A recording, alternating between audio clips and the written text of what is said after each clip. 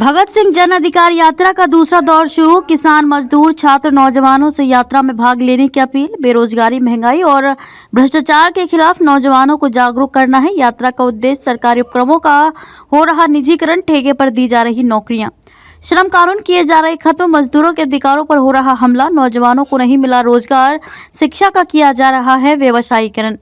प्रगतिशील सोच लेकर समाज को बदलने का जज्बा लिए विशाल भगत सिंह के सपनों को साकार करना चाहते हैं। वे सारे देश में भगत सिंह अधिकार पद यात्रा निकाल रहे हैं। इस यात्रा का उद्देश्य छात्र, नौजवानों और किसान मजदूरों को उनके अधिकारों की जानकारी देना तथा देश की कीमती सरकारी परिसंपत्तियों को बचाने की जानकारी देना है। भगत सिंह जन अधिकार यात्रा का उद्देश्य है। उनकी यात्रा का दूसरा दौर शुरू होने वाला है। ये यात्रा गाँव की गली से होकर गुजरती है, जहाँ मनरेगा मजदूर से लेकर असंगठित क्षेत्र के मजदूर यात्रा में शामिल हो रहे हैं। वहीं स्कूल, कॉलेज के छात्र छात्राएं भी यात्रा में शामिल हो रहे हैं। यात्रा के बिंदुओं पर प्रकाश डालते हुए विशाल क्या कह रहे हैं, देखिए। प्रगति मैदान में चल रहे विश्व पुस्तक मेला से डी न्यूज सुपरफास्ट समाचार चैनल के संपादक राकेश रागी की खास रिपोर्ट। क्या नाम है आपका? विशाल। विशाल जी, आपकी भगत सिंह जन अधिकार यात्रा का उद्देश्य क्या है?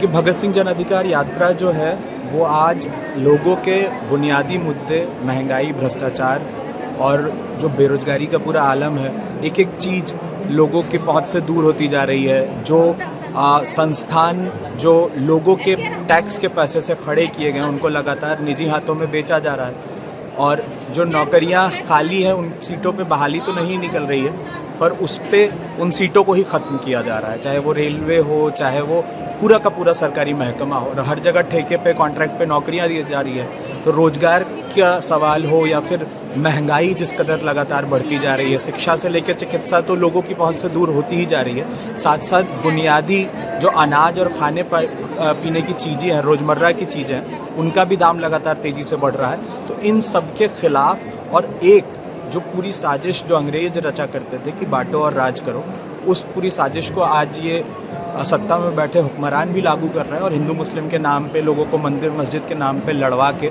उनके जो असली मुद्दे हैं, रोजगार का मुद्दा, शिक्षा चिकित्सा का मुद्दा, इससे उनको भटकाने का काम कर रहे हैं। तो इन्हीं सारे मुद्दों को एड्रेस करते हुए ये यात्रा चल रही है। अच्छा, आपने देखा है कि एक नारा दिया जा रहा है कि देश को जो है विकसित राष्ट्र बनाया जाएगा। दूसरी तरफ जो है 80 करोड़ लोग ऐसे हैं जो राशन की अनाज पे पल रहे हैं। तो आप इस नारे को किस दृष्टिकोण से देखते हैं? देखिए, पहले तो भाई कोई भी अगर संवेदनशील नागरिक है तो ये जो 5 किलो राशन है, 5 किलो जो अनाज है, वो तो सबसे पहले इन लोगों को ही कुछ महीनों तक 5 किलो अनाज के साथ छोड़ देना चाहिए। तो ये जो कितना भद्दा मजाक है कि वो लोग जो सब कुछ उपजाते हैं, वो खेतिहर मजदूर, वो जो अनाज उपजाते हैं, जो खेतों में काम करने वाले सारे मजदूर हैं या फिर फैक्ट्रियों में काम करने वाले मजदूर हैं, जो सुई से लेकर जहाज़ तक सब कुछ बनाते हैं, उनको ही उनकी चीज़ें लूट के और बड़े बड़े टाटा बिरला अंबानी की तिजोरियां भर रही है। कोविड जैसे वक्त में, जब 2021 में लोग बुनियादी दवाओं की कमी की वजह से, ऑक्सीजन की कमी की वजह से मर रहे थे, तब अडानी की संपत्ति में 121% की बढ़ोतरी हो जाती है। तो ये तो खुलेआम दिख रहा है। और जो विकसित राष्ट्र है, देखिए, ये जो आज खासकर जो सत्ता में बैठी है बीजेपी, उनके लिए जब वो देश देश चिल्लाएं तो सबसे पहले दिमाग में उस देश के मतलब को खोल के ये समझ जाना चाहिए कि उनके लिए देश अडानी अंबानी है। धार्मिक राष्ट्रवाद के नाम पर जो नफरत परोसी जा रही है हिंदू मुस्लिम के नाम पर, आप जब अपनी यात्रा के दौरान लोगों के बीच जाते हैं तो क्या लोग आपकी बात समझने की कोशिश करते हैं? देखिए, हमारा तो जो अनुभव है कि जो लोग मेहनतकश जो आवाम है, उन तक जब हम उनके मुद्दों को लेकर जा रहे हैं, उनके बात को लेकर जा रहे हैं, तो वो समझ रही है, पर उनके बीच आज विकल्पहीनता की स्थिति है। उनके बीच कोई विकल्प मौजूद नहीं है। उनके मुद्दों को न टीवी से लेकर मीडिया उठा रहा है, न कोई जो ये तमाम अलग अलग चुनावबाज पार्टियां हैं वो उठा रही हैं। तो उनके बीच तो सबसे बड़ी जो एक पूरी विकल्पहीनता की स्थिति है, उनके बीच जब हम प्रूफ किया जा रहा है, उसकी भी जब हम असलियत रख रहे हैं तो लोग उसको समझ रहे हैं। क्योंकि जो लोग इस ज़िंदगी में आज परेशान हैं, लोगों जो महंगाई जिस कदर बढ़ी है, अगर सिर्फ पिछले कुछ 4-5 साल की बात करें तो भयंकर हालत है। तो लोग समझ रहे हैं, पर लोगों के बीच आज इन विचारों को बड़े पैमाने पे ले जाने की ज़रूरत है। अच्छा, आपने अभी विकल्पहीनता की बात कही, तो विकल्प कौन पेश करेगा आम जनता के बीच विकल्प में? तो देखिए, आज आवाम को अपने क्रांतिकारी विरासत को जान के खुद नए विकल्प खड़े करने होंगे।